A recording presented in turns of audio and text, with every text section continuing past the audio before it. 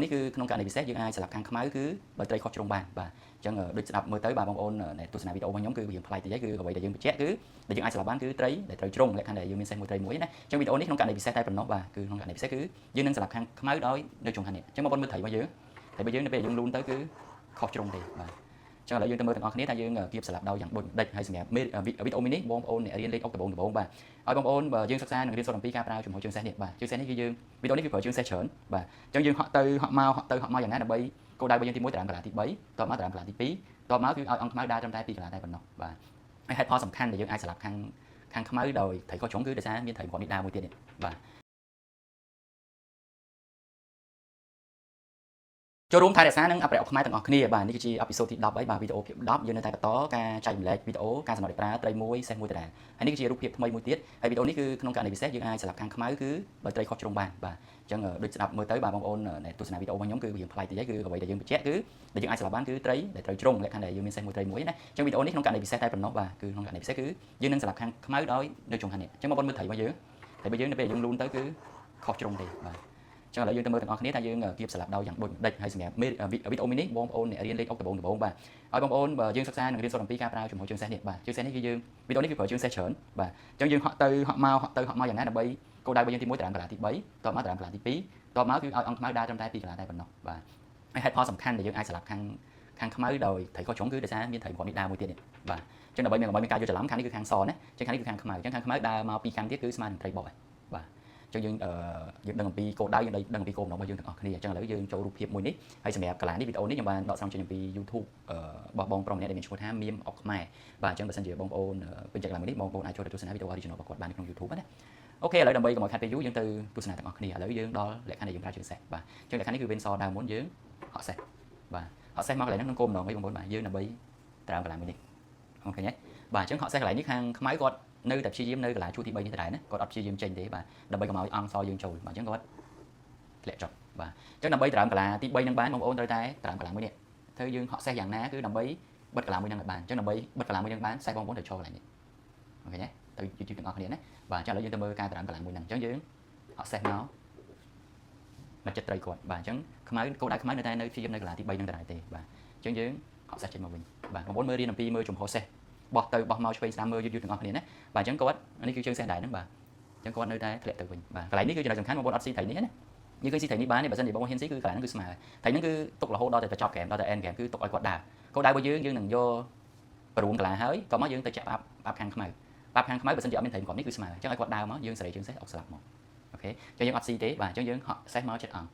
ដើម្បីបិទកន្លះទៅតាមគោលដៅរបស់យើងគឺបិទកន្លះ2 × 3នេះបាទអញ្ចឹងខាងខ្មៅគាត់ធ្លាក់បាទអញ្ចឹងយើងតាមគោលដៅយើងទី1គឺជោគជ័យយើងតាមកន្លះទី3បានណាអញ្ចឹងខាងខ្មៅគាត់ធ្លាក់មកកន្លះទី2បាទអញ្ចឹងយើងប្រើជើងសេះបានជើងបាទតាំងពីដើមវីដេអូមកយើងប្រើជើងសេះរហូតតាំងពីនេះហក់ទៅហក់មកសេរីទៅសេរីមកដូចជា5 6ជើងឲ្យសេះអញ្ចឹងនៅពេលដែលអង្គធ្លាក់ចូលកន្លះទី2យើងចាប់ដើមកាន់អង្គម្ដងបាទយើងកាន់អង្គដើម្បីតាមកន្លះទី3នេះបាទអញ្ចឹងជាហ៊ានបន្ទាប់ខាងខ្មៅគាត់នៅតែព្យាយាមឡើងលើគាត់ចុះក្រោមនៅកន្លះទី2នឹងដែរទេបាទអញ្ចឹងយើងនិយាយកន្លះទូទៅពីច្រើនគាត់នឹងធ្លាក់មកនេះអូខេអញ្ចឹងនៅពេលដែលធ្លាក់មកហ្នឹងតើបងប្អូនបើសិនជាកាន់ខាងសបងប្អូនត្រូវតែប្រើជើងសេះប្រើដោយវិធីណាបាទអញ្ចឹងជើងសេះដែលបងប្អូនប្រើល្អបាទយើងត្រូវតែតាមកន្លះទី2នៅបានទៀតអញ្ចឹងបងប្អូនត្រូវហក់ជើងសេះដើម្បីមកភ្ជុំត្រីមួយនេះអ្វីដែលបងប្អូនចំណាំណាអញ្ចឹងយើងហក់សេះដើម្បីមកភ្ជុំត្រីបាទអញ្ចឹងខាងខ្មៅគាត់នៅតែព្យាយាមកន្លះនៅកន្លះទី2នេះដែរ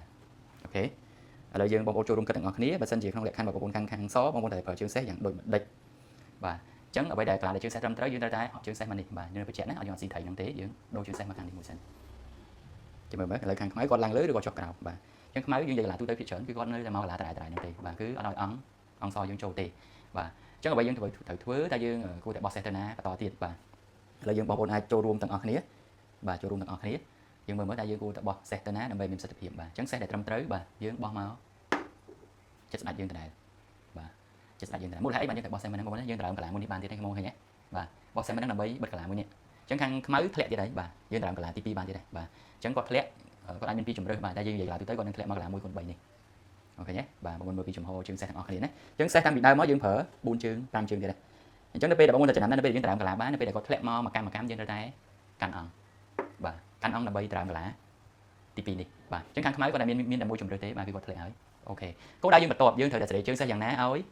ឥឡូវជិត end game ណាជិតដល់វគ្គពិសេសយើងស្លាប់ហើយយើងត្រូវតែសេរីជើងសេះយ៉ាងណាឲ្យអង្គខ្មៅដើរបានតែ2កន្លះទេឥឡូវគឺអង្គខ្មៅដើរបាន3កន្លះ1 2 3អញ្ចឹងយើងត្រូវធ្វើយ៉ាងណាដើម្បីបិទជើងកន្លែងនេះបានបងប្អូនត្រូវមើលពីជើងសេះទាំងអស់គ្នាត្រូវមិនបិទណាបាទហើយបញ្ជាក់យើងអត់ស៊ីត្រីនេះទេទោះបីជាស៊ីក៏ដោយ អូខេឥឡូវនៅពេលដែលធ្លាក់ហើយយើងជាមួយយើងប្រើជើងសេះមកណាទៀតបាទអញ្ចឹងដើម្បីបិទកន្លានេះបានបងប្អូនត្រូវយកជើងសេះមកនេះអូខេដើម្បីបិទកន្លានេះបានដងទៀតដើម្បីបងប្អូនត្រូវសេះជើងសេះមកនេះអញ្ចឹងបងប្អូនត្រូវបោះសេះមកណាយើងត្រូវបោះសេះមកនេះអូខេអរគុណតោះយើងទៅមើលវីដេអូជាក់ស្ដែងយើងបោះសេះមកអញ្ចឹងគាត់នៅតែដដែលទេបាទគាត់ព្យាយាមនៅដដែលអញ្ចឹងយើងបោះសេះដើម្បីត្រាំកន្លានឹងបោះសេះអុកផងត្រាំកន្លានឹងផងអញ្ចឹងគាត់ធ្លាក់អូខេអញ្ចឹងយើងត្រាំកន្លានឹងបានបងឃើញទេបាទអញ្ចឹងខ្មៅដើរបានតែ2កន្លាទេយើងចូលគោលដៅយើងបន្តទៀតដែរបាទអញ្ចឹងក្នុងរូបភាពបែបអញ្ចឹងបាទបងប្អូនត្រូវតែចំណាំកន្លាលក្ខខណ្ឌដែលយើងចង់សម្រាប់ត្រីខុសជ្រុងដែលគាត់មានត្រីមួយនេះដែរអញ្ចឹងត្រីត្រូវឈរកន្លែងណាអង្គត្រូវឈរកន្លែងណាសេះត្រូវឈរកន្លែងណាបងប្អូនត្រូវចាំអំពីរូបមន្តកូនទាំង3ដែលត្រូវឈរនៅពេលដែលបងប្អូនចាំហើយបងប្អូននឹងអាចស្លាប់បានដែរអូខេចាឥឡូវយើងទៅមើលរូបភាពតទៀតបាទអញ្ចឹងនៅពេលដែលអុកគាត់ធ្លាក់បាទអញ្ចឹងអ្វីដែលយើងត្រូវដើរបន្ទាប់បាទយើងត្រូវកាន់ត្រីហើយបាទលូនត្រីដើម្បីចាក់កន្លាទៅផ្អាប់បាទឥឡូវយើងកាត់ត្រីមកហើយអូខេកន្លាលេខនេះបងគាត់កាន់ខ្មៅក៏យើងគាត់ខាងខ្មៅកាន់អង្គក៏យើងនៅតែកាន់ត្រីអុកបាទខាងខ្មៅកាន់ឡើងត្រីក៏យើងនៅតែកាន់ត្រីអុកដូចគ្នាត្រីនៅពេលដែលយើងប្រើបងប្អូនត្រូវប្រើពីរជើងហ្មងអញ្ចឹងត្រីជើងទី1ត្រីជើងទី2អូខេចាឥឡូវខាងខ្មៅគាត់កាន់អីក៏បានដែរបាទអញ្ចឹងនៅក្នុងវីដេអូរបស់បងប្រុសមៀមអុកខ្មែរខាងកន្លានេះគឺគាត់កាន់ត្រីដើម្បីបកដើម្បីមកជួយណាតែលក្ខខណ្ឌនេះគឺជួយលេងតនដែរបាទអញ្ចឹងយើងអុកត្រីមួយបាទយើងអុកត្រីមកកន្លែងនេះខាងខ្មៅមានតែមួយជំរើសទេបាទនេះគឺជើងសេះនេះគឺជើងសេះហើយបាទជាស្រ័យនេះគឺជើងសេះអញ្ចឹងខ្មៅគាត់ធ្លាក់ខ្មៅគាត់ធ្លាក់កន្លែងនេះបងប្អូនត្រូវមើលបាទគឺអង្គខ្មៅគឺអាប់ណាអង្គខ្មៅគឺដើរលេងកើតដែរបាទអុកមួយអង្គខ្មៅធ្លាក់ហើយអញ្ចឹងយើងត្រូវមើលអំពីជើងសេះនិងជើងអង្គបាទត្រីឈរនៅកន្លា2 × 3ត្រឹមត្រូវហើយបាទសេះរបស់យើងត្រូវឈរកន្លានេះឈរកន្លាឡែកអង្គនេះឈរកន្លា2 × 3ឡែកអង្គហ្នឹងគឺយើងអាចស្លាប់បានអញ្ចឹងដើម្បីឲ្យសេះឈរនឹងបានយើងត្រូវតែកិច្ចអង្គសិនបាទអញ្ចឹងមិញអុកមកត្រីធ្លាក់យើងកិច្ចអង្គដើម្បីសេះឈរកន្លែងហ្នឹងបាទអញ្ចឹងបញ្ជាក់ត្រីឈរនៅកន្លា2 × 3អង្គរបស់យើងឈរនៅកន្លា1 × 3បាទអញ្ចឹងតែ2ជើងទៀតស្លាប់ហើយបងឃើញបងប្អូនឃើញកន្លា2ជើងទៀតស្លាប់គាត់ស្ដារសេះតែ2ជើងទៀតស្លាប់ហើយបាទអញ្ចឹងនៅពេលដែលយើងកាន់អង្គបាទត្រីគាត់បកហើយបាទ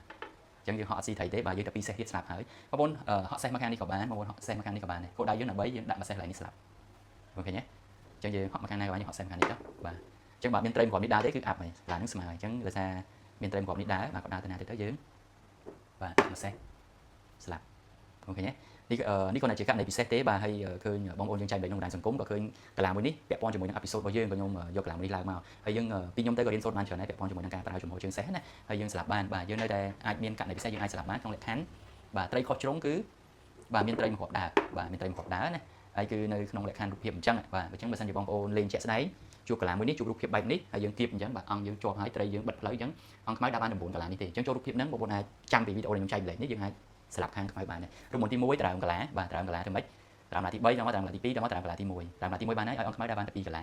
បាទបន្តមកទៀតយើងលូនត្រីទៅប្រអាប់លូនត្រីប្រអាប់កលឹះតែយើងអាចស្លាប់បានគឺបាទត្រីយើងទៅឈរណាអង្គយើងទៅឈរណាសេះយើងទៅឈរណាបងប្អូនបានសិក្សាហើយ